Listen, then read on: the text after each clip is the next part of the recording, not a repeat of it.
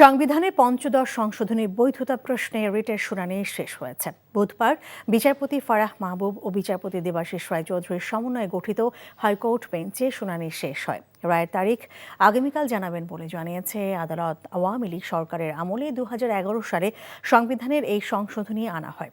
ওই সংশোধনীর মাধ্যমে তত্ত্বাবধায়ক সরকার ব্যবস্থা বাতিলের পাশাপাশি বঙ্গবন্ধু শেখ মুজিবুর রহমানকে জাতির পিতা হিসেবে সাংবিধানিক স্বীকৃতি দেওয়া হয়। গত আগস্টে পঞ্চদশ সংশোধনী আইনের বৈধতা নিয়ে সুশাসনের জন্য নাগরিক সুজনের সম্পাদক বদিউল আলম মজুমদার সহ 5 বিশিষ্ট ব্যক্তি হাইকোর্টে রিট করেন।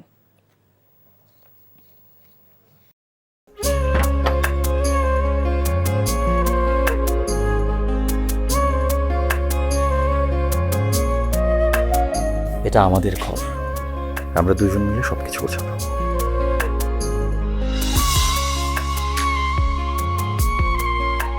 বাহ, এই ঘরটা এতদিন মরে আসছিল, নতুন বউয়ের হাত পরে একটা চক চক চক চক করতেছে। যদি কখনো কোনো ঝড় এসে সব এলোমেলো করে দেয় তাহলে? আরে তুমি আসছো, তোমার বউয়ের হাতে রান্না খুবই চমৎকার।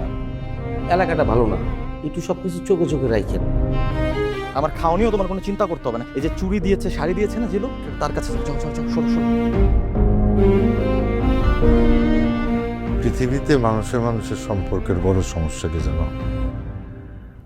ভুল বোঝাবুঝি।